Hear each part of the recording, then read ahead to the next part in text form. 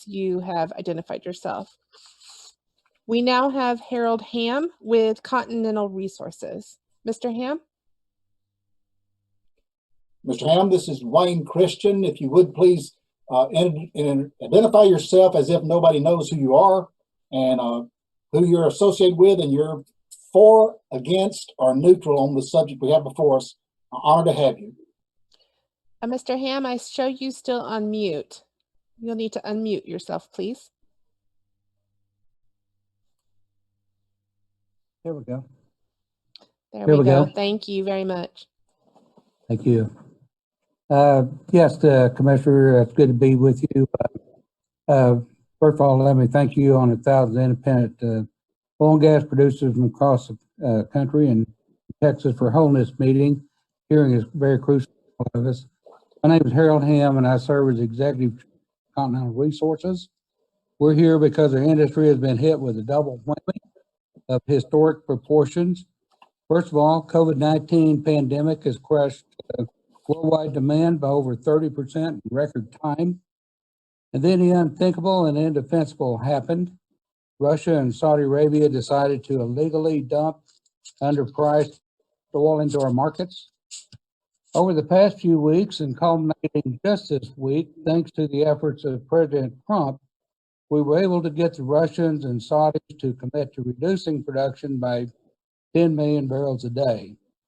It's a good first step to restoring some sanity to the global markets, but in our view, real relief is still down the road with eventual increase in demand as America returns to work. And also, they're looking for about 3 to 4 million barrels a day of relief here in the U.S. That needs to be considered as well. If needed, of course, the President has many additional tools in his toolbox to enforce what's going on.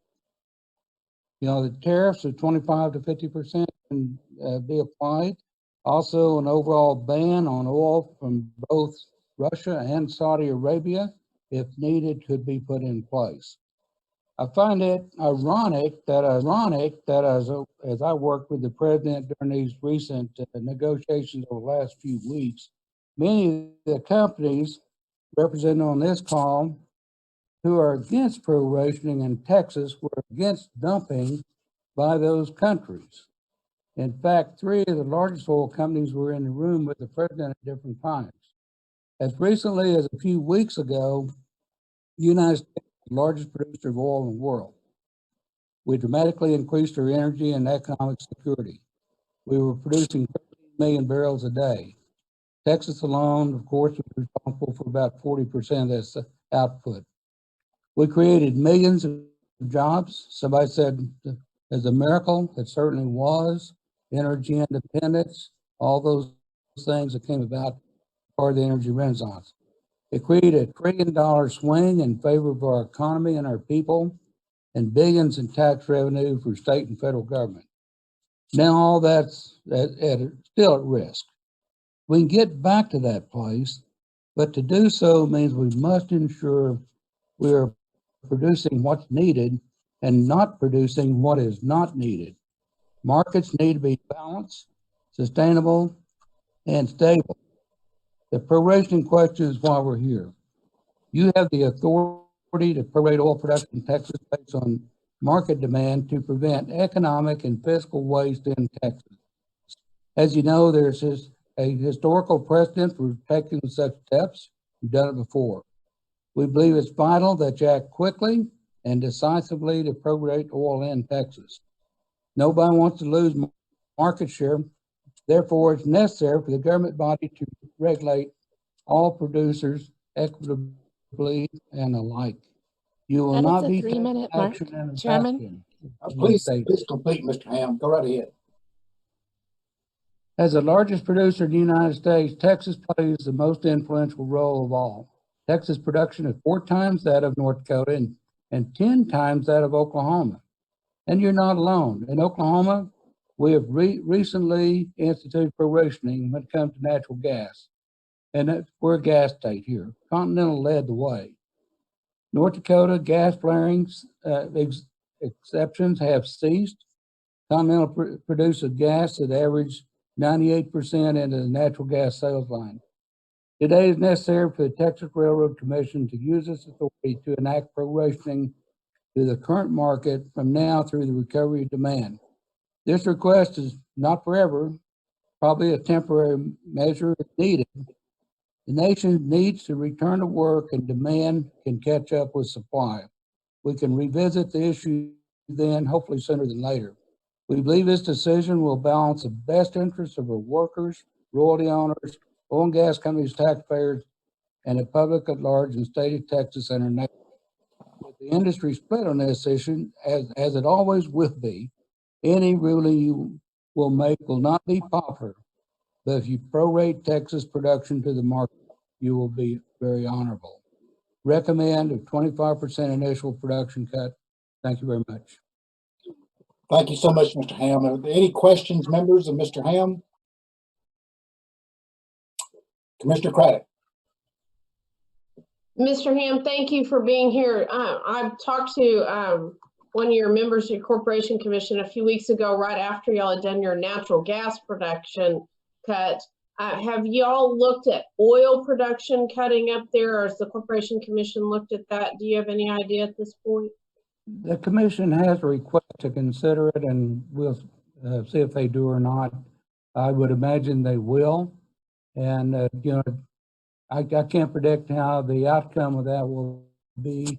We wouldn't oppose some production cut with demand. Our company has cut production already across the board. We're going to average about 30% for both this month and next, April and May. So we're going to average about 30%. So we're down over about 20% right now, and next month will be probably 40%. Okay. Thank you very much. I appreciate you being here, and thank you. We'll reach back out to them. Okay, thank you. Mr. Hamm, how do you think prorating, you see that we can do it by ourselves in Texas, or should we reach agreement with our friends in North Dakota before we proceed farther, Oklahoma, et cetera, and try to work with IOGCC and work with the governor there in North Dakota? Is a very creative gentleman that I respect tremendously. And Mr. Helms, who's there with their program. Should Texas go it alone on this thing, or should we first try to get together with these other states and wait on them to join us before we move along? I think that's a good question, and probably the answer is twofold. First of all, Texas leadership would be very good. You're the biggest, as I pointed out. Certainly ought to be the leader. Oklahoma, we have prorated our natural gas to the market already. So whether they will with oil or not, I can't predict, but they very well could. They're considering it. Of course, North Dakota, you're familiar with the NDIC up there. It's such a great body. They always try to do what's right.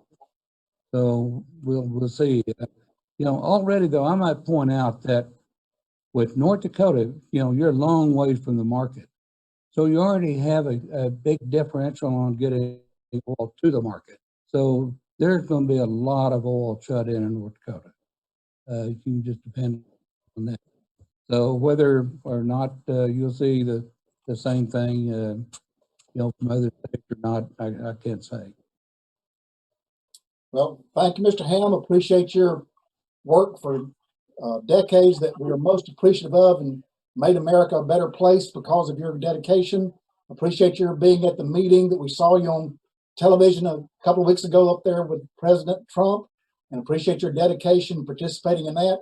And we are indeed honored to have had you here and have been patient enough to wait around to testify. Thank you so much for having been a part of this. You bet. Thank you, Mr. Chairman. Thank you. Thank you, sir.